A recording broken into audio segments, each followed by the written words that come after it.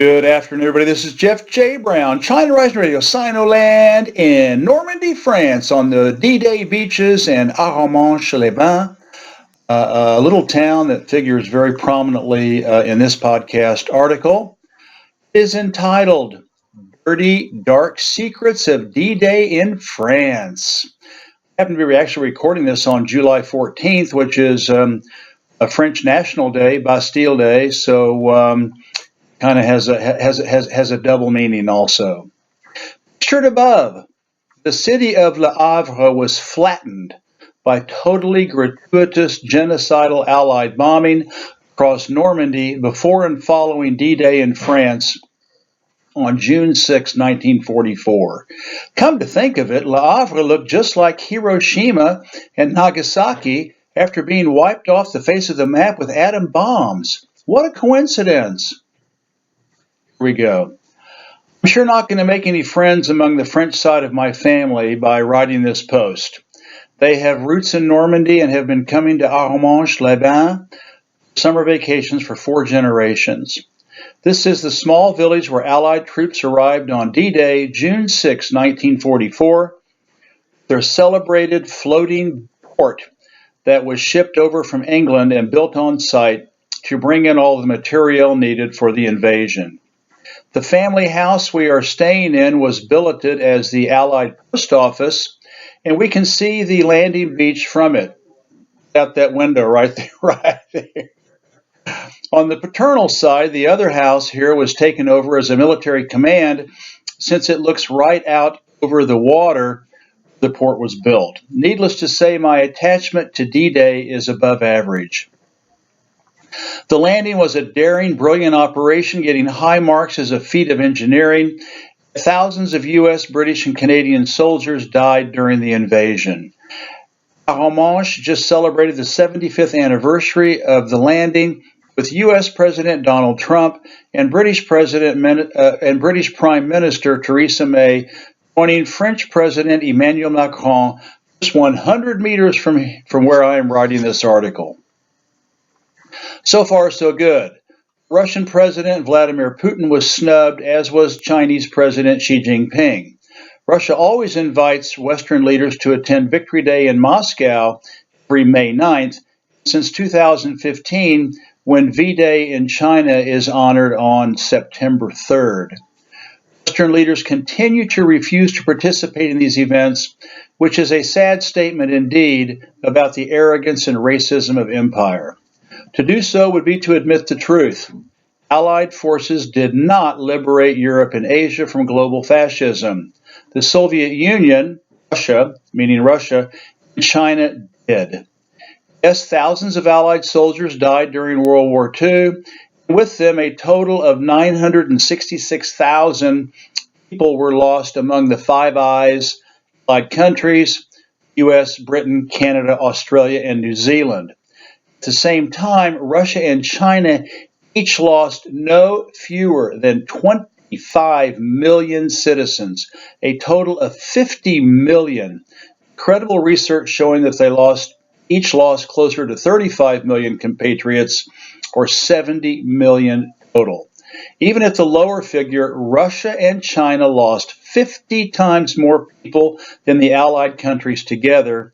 Put another way, the Allies lost 2% as many people as Russia and China combined.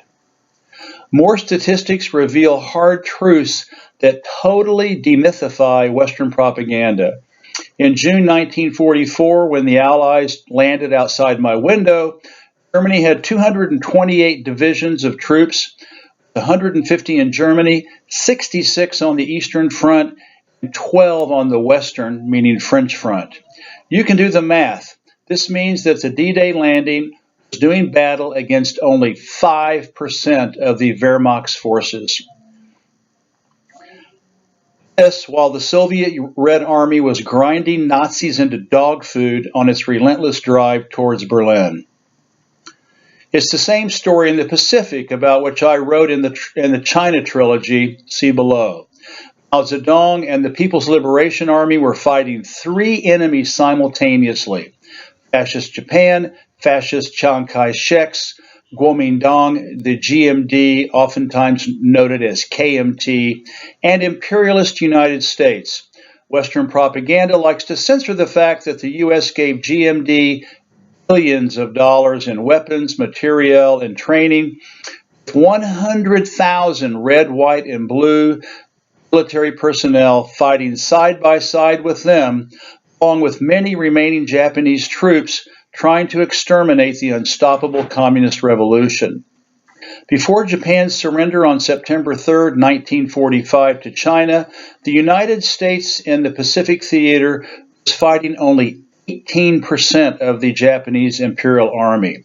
The other 82% were bogged down in China and Japan thanks to Mao Zedong's and the PLA's heroic efforts to free their people from foreign terrorism and the West's illegal drug cartel destroying the Chinese people. The Allies had a hell of a time fighting against only 5% of Germany's might in France, and the U.S. had its hands full fighting 18% of Japan's forces. Let's be honest, if it weren't for the Russians and Chinese killing the vast majority of fascist Axis troops and dying themselves by the tens of millions to reach victory, it's highly unlikely the Allies would have gotten very far against a bigger force in the two theaters. In both cases, the Allies got into World War II when Russian and Chinese victory was already a foreseen conclusion.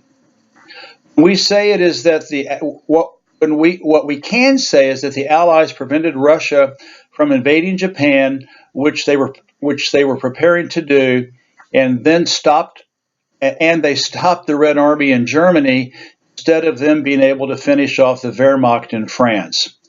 Allies can take credit for reducing Stalin's negotiating chips by 5 countries, France, Belgium, Holland, Luxembourg, and Liechtenstein, but that's about it.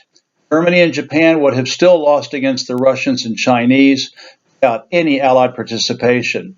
These sobering truths are vehemently denied and censored behind the Great Western Firewall, but are undeniable. Truman's atomic bombs that incinerated 2 cities' worth of civilians, Hiroshima and Nagasaki, were not the reason the Japanese emperor surrendered to the United States on August 14, 1945.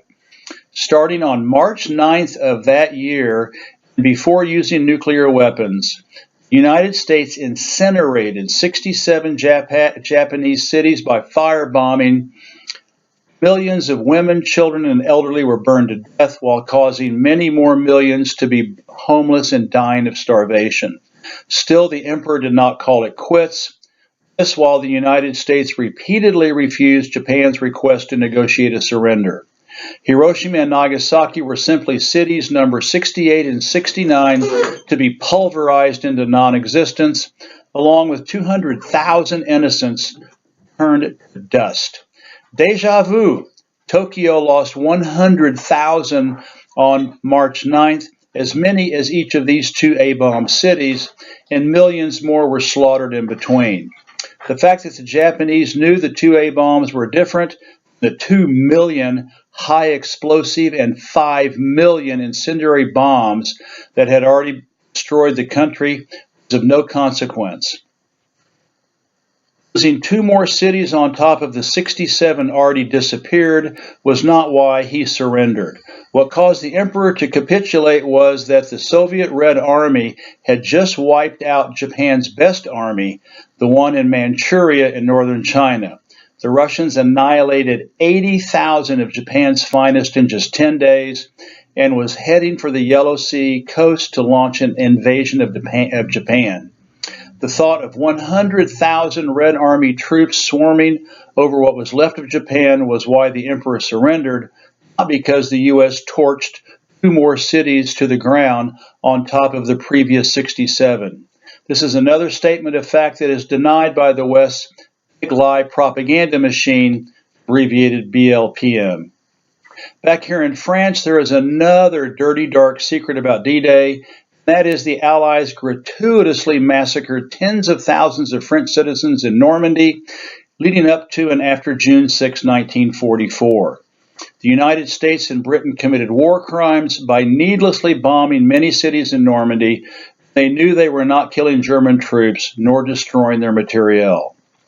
These genocidal D-Day bombings caused the unnecessary death of 50,000 French citizens, war crimes all.